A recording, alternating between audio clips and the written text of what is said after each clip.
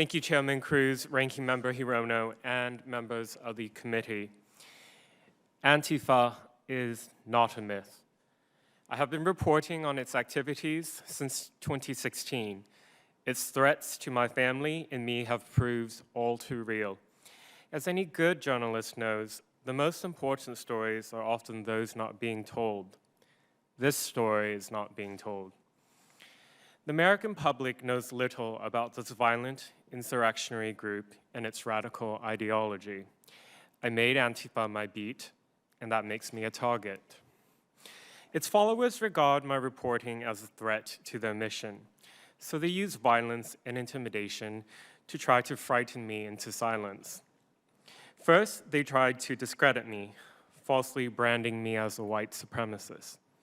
I happen to be gay and the son of Vietnamese refugees, so that was surprising.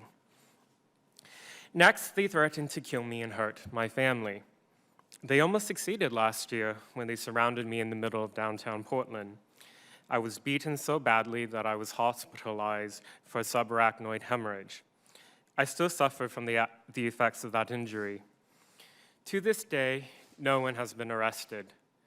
I'm apprehensive about speaking to Congress today, given that I'm a target.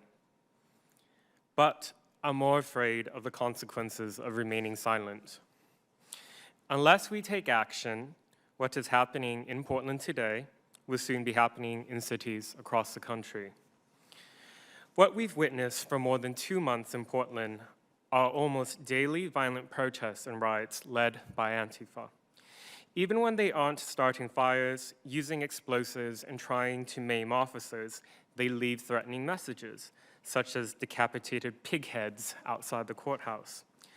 Even after federal agencies agreed to pull back their visible presence starting July 30th, Antifa militants have attacked a Portland police building in a residential neighborhood on multiple occasions. Unfortunately, too many in the media have chosen to ignore or downplay this extremism masquerading as racial justice. In Portland, the violence has been organized and led by the local chapter of the Youth Liberation Front, a shadowy Antifa organization with secret membership. The Youth Liberation Front has cells across the U.S. organized on social media sites like Twitter. They openly advocate for violent uprisings in Portland and elsewhere. To give one example, on July 25th, they called for national calls to action. Their followers obliged. We witnessed weekend street violence in Seattle, Oakland, Austin, Atlanta, Richmond, among other cities. There were multiple shootings, dozens of officer injuries, and even a homicide.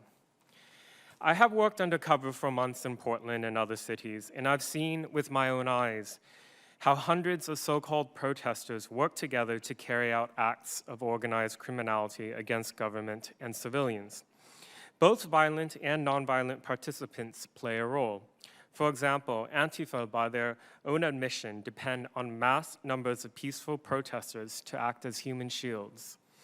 Those privy to the organizational workings are divided into units, one to monitor police movement, one for street medics, one for vandals and arsonists, and so on. They coordinate on encrypted chat applications like Signal because they are extremely difficult for law enforcement to monitor. Antifa has mastered the art of making its violence appear innocuous. For example, projectiles that look like water balloons can be filled with chemicals. Small slingshots can be used to project rocks, glass, and ball bearings into police lines. Umbrella tips can be fastened with discreet pocket knives. Powerful handheld lasers can cause serious damage to the eyes. Antifa and its allies have made rioting an art form in Portland.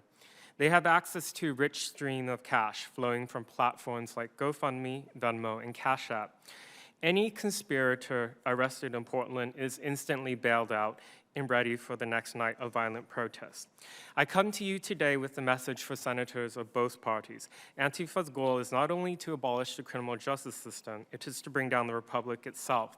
Burn it down, they say. But don't take my word for it. Go read their literature, listen to their chants, and look at their graffiti messages. Portland is a canary in the coal mine for America. Look to my city to see what happens when a group like Antifa is left unchecked. Thank you. Thank you to each of the witnesses for your testimony. Mr. No, let me start with you. Is Antifa violent, and what specific acts of violence have you personally witnessed? Yes, they're violent, and I'll start with what I witnessed was what happened to me on the 29th of June, 2019. That was a ostensibly anti-racist protest that was organized in downtown Portland. It involved Rose City Antifa, which is an organization. It involved the local chapter of the Democratic Socialists of America. And I came there with my GoPro and my iPhone to record, and I was beaten by a mob, people who use brass knuckles that were hidden under gloves, punching me repeatedly in the front, the top, and the back of my head. And then when I thought they were done, that was just the half of it. Next came all those milkshakes and other unknown liquids that were hurled at my face. And I know milkshakes can sound kind of cute as a protest, but really when they're thrown at force in your face, it's a viscous liquid. You can't see where to go.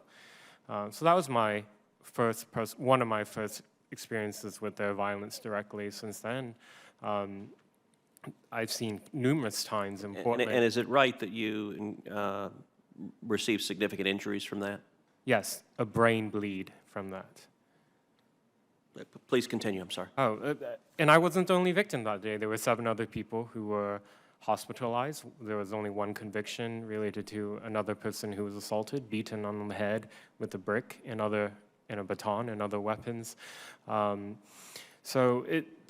is the epicenter. It's been going on since 2016, really in response to the surprise election win of Trump. And what I see happening there is the local politicians have been sort of nurturing and allowing this extremism to go on. And that's why it's in the predicament that it's in now, where there's over 2 months of violent protests.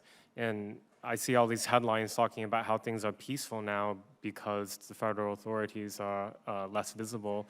That's inaccurate. That's a falsehood.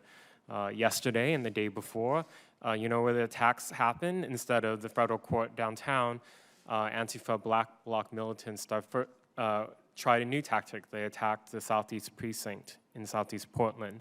So this problem is not going away. It's continuing, and hopefully my testimony here to Congress shows that I don't come with a partisan message. If you read their literature, they're very clear in calling for the abolishment in the U.S. Professor